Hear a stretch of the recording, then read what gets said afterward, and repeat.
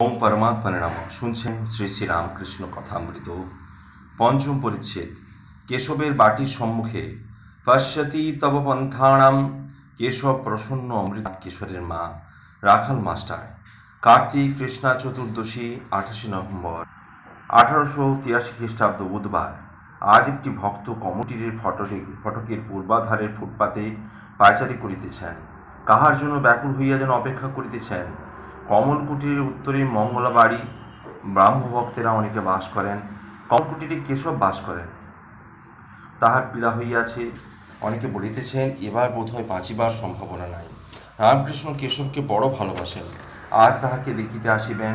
তিনি দক্ষিণেশ্বরে কালীবাড়ি হইতে আসিয়াছেন, তাই ভক্তটি চাহিয়া আছেন কখন আসেন। কমলকুটিরে সার্কুলার রোডের পশ্চিম ধারে এই রাস্তাতেই ভক্তটি বেড়াইতেছেন। বেলা 2টা হইতে বেশি তিনি অপেক্ষা করিতেছেন। কত লোকজন যাইতেছে তিনি দেখিতেছেন। রাস্তার পূর্ব তীরে ভিক্টোরিয়া কলেজ। এখানে কেশবের সমাজের ব্রাহ্মিকাগণ ও মেয়েদের মেয়েরা অনেকে পড়েন। রাস্তা হইতে স্কুলের ভিতর অনেকটা দেখা যায়। তাহার উত্তরে একটি বড় কম বাগানবাড়িতে কোনো ইংরেজ ভদ্রলোক থাকেন। ভক্তটি অনেকক্ষণ ধরিয়া দেখিতেছেন যে তাহাদের বাড়িতে কোনো বিপদ হইয়াছে। ক্রমে কালো পরিচ্ছেদধারী কোচম্যান ও সহিসের মৃতদেহের গাড়ি লইয়া উপস্থিত হইল। 1.5-2 ঘণ্টা ধরিয়া ওই সকল আয়োজন হইতেছে। এই মর্তধাম ছাড়িয়া কে চলিয়া গিয়াছে তাই আয়োজন।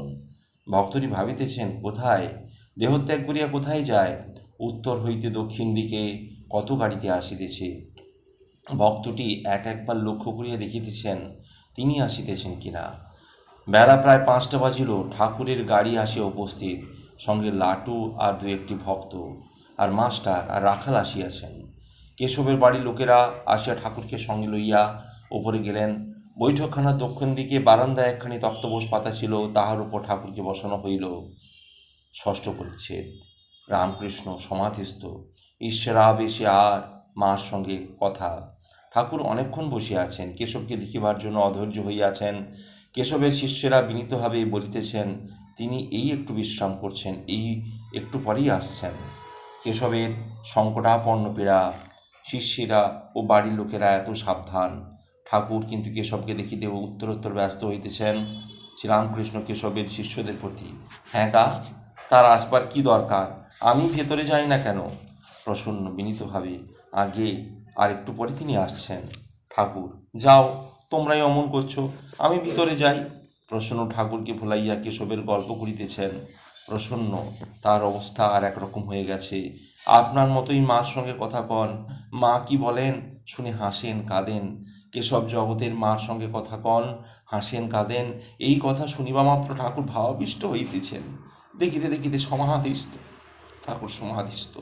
শীতকাল। গায়ে ঠাকুরের সবুজ রঙের বনাতের গরম জামার উপর একখানি বনাত। উন্নত দেহ, দৃষ্টি স্থির, একেবারে মগ্ন। অনেকক্ষণ এই অবস্থায় সমাধিভঙ্গ আর হইতেছে না। সন্ধ্যা হইছে। ঠাকুর একটু প্রকৃতিস্থ। পার্শ্বে বৈঠকখানে আলো জ্বালা হইয়াছে। ঠাকুরকে সেই ঘরে বসাইবার চেষ্টা হইতেছে। অনেক কষ্টে তাহাকে বৈঠকখানার ঘরে লইয়া যাওয়া হইল। ঘরে অনেকগুলি আসবাব, কৌচ, কেদারা, আলনা, গ্যাসের আলো। ঠাকুরকে একখানা কৌচের উপর বসানো হইল। কৌচের ওপর বসিয়াই আবার বাহ্য শূন্য, ভাবাবিষ্ট। কৌচের ওপর দৃষ্টিপাত করিয়া যেন নেশার ঘরে কি বলিতেছেন, আগে এসব দরকার ছিল, এখন আর কি দরকার। রাখালের দৃষ্টি। রাখাল, তুই এসেছিস? বলিতে বলিতে ঠাকুর আবার কি দেখিতেছেন, বলছেন, এই যে মা এসেছ, আবার বেনারসি কাপড় পরে কি দেখাও? মা, হ্যাঙ্গাম করো না, বসো ও বসো। ঠাকুর মহাভাবের নেশা চলিতেছে। ঘর আলোকময়। ব্রাহ্মভক্তেরা চতুর্দিকে আছেন। লাটু, রাখাল, মাস্টার ইত্যাদি কাছে বসে আছেন। ঠাকুর ভাবাবস্থা আপনা আপনি বলিতেছেন, দেহ আর আত্মা। দেহ হয়েছে, আবার হবে, আত্মার মৃত্যু নেই। যেমন সুপারি, পাকা সুপারি ছাল থেকে আলাদা হয়ে থাকে। কাঁচা বেলায় ফল আলাদা, ছাল আলাদা করা বড় শক্ত। তাকে দর্শন করলে, তাকে লাভ করলে দেহ বুদ্ধি যায়, তখন দেহ আলাদা, আত্মা আলাদা বোধ হয়। কেশবের প্রবেশ। কেশব ঘরে প্রবেশ করিতেছেন। পূর্ব দিকে দ্বার দিয়া আসিতেছেন।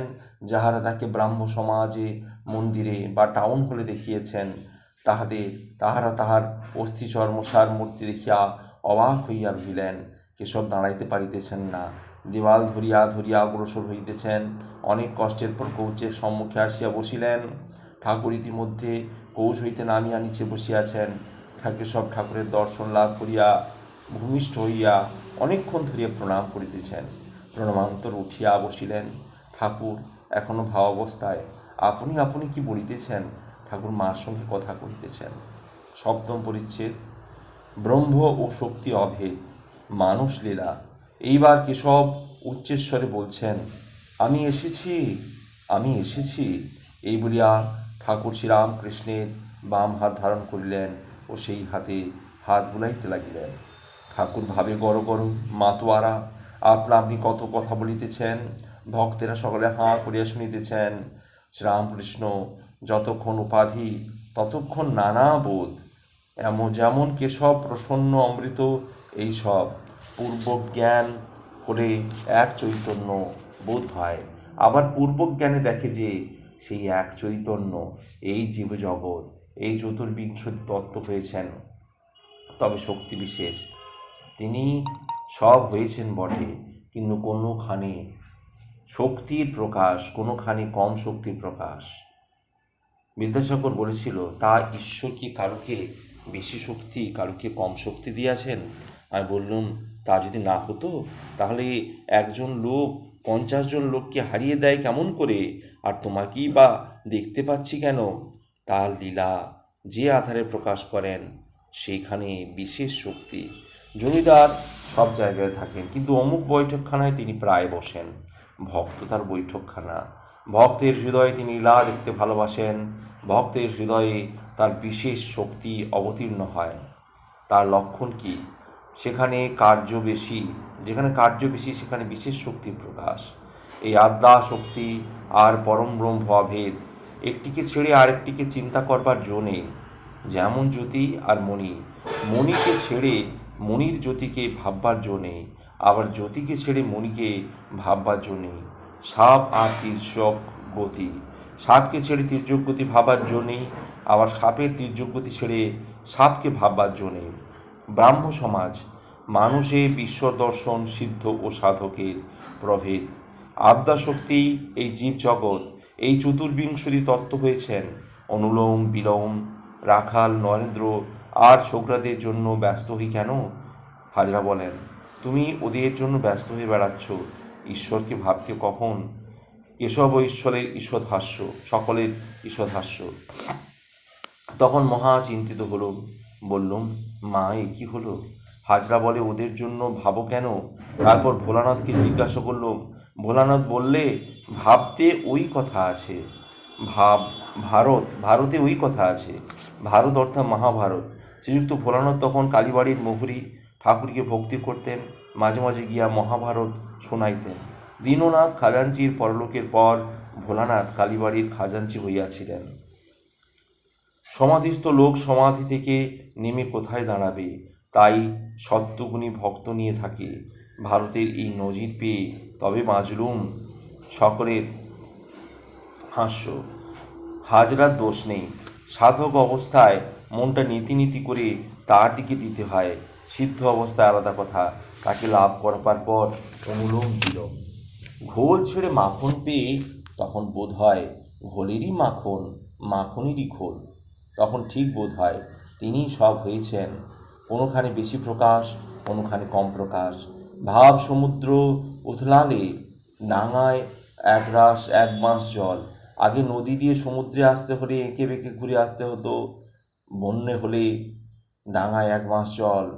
তখন সোজা নৌকা চালিয়ে দিলেই হলো, আর ঘুরে ঘুরে যেতে হতো না। ধান কাটা হলে তার আলের উপর দিয়ে ঘুরে আসতে হতো না, সোজা একদিক দিয়ে গেলেই হলো। লাভের পর তাকে সব তাতেই দেখা যায়। মানুষে তার বেশি প্রকাশ। মানুষের মধ্যে সত্যগুণী ভক্তেরা ভিতর আরও বেশি প্রকাশ। তাদের কামিনী কাঞ্চন ভোগ করবার একেবারে ইচ্ছে নেই, সকল নিস্তব্ধ। সমাধিস্থ ব্যক্তি যদি নেমে আসে তাহলে সে কিসে মন দাঁড় করাবে? তাই কামিনী কাঞ্চন ত্যাগী সত্যগুণী শুদ্ধ ভক্তের সঙ্গ দরকার হয়, না হলে সমাধিস্থ লোক কী নিয়ে থাকে? ব্রাহ্ম সমাজ ও ঈশ্বরে মাতৃভাব, জগতের মা। তিনি ব্রহ্ম, তিনি আদ্যা শক্তি। যখন নিষ্ক্রিয় তখন তাকে ব্রহ্ম বলি, পুরুষ বলি। যখন স্থিতি, সৃষ্টি, প্রলয় এইসব করেন তাকে শক্তি বলি, প্রকৃতি বলি। পুরুষ আর প্রকৃতি, তিনিই পুরুষ, তিনিই প্রকৃতি। আনন্দময়, আনন্দময়ী। যার পুরুষ জ্ঞান আছে তার মেয়ে জ্ঞানও আছে, যার বাপ জ্ঞান আছে তার মা জ্ঞানও আছে, যার অন্ধকার জ্ঞান আছে তার আলো জ্ঞানও আছে, যার রাত জ্ঞান আছে তার দিন জ্ঞানও আছে। এই যার সুখ জ্ঞান আছে তার দুঃখ জ্ঞান আছে। তুমি ওটা বুঝেছ? এসব আসছে, হ্যাঁ বুঝেছি। রামকৃষ্ণ মা কি মা? মা কি মা? জগতের মা। তিনি জগৎ সৃষ্টি করেছেন, পালন করছেন। তিনি তিনি তার ছেলেদের সর্বদা রক্ষা করছেন। আর ধর্ম, অর্থ, কাম, মোক্ষ যে যা চায় তাই দেন। ঠিক ছেলে মা ছাড়া থাকতে পারেন না, তার মা সব জানে। ছেলে খায় দায় বেড়ায় আর অত শত জানে না এসব। আজ্ঞে হ্যাঁ, আজ এই পর্যন্তই সপ্তম পর্ব সমাপ্ত হলো। সপ্তম পরিচ্ছেদ, আগামীকাল অষ্টম পরিচ্ছেদ। ভালো লাগলে অবশ্যই সঙ্গে থাকবেন, অবশ্যই সাবস্ক্রাইব করবেন ও পাশে থাকা বেল আইকন অবশ্যই ক্লিক করবেন। ওম পরমাত্মা নমঃ।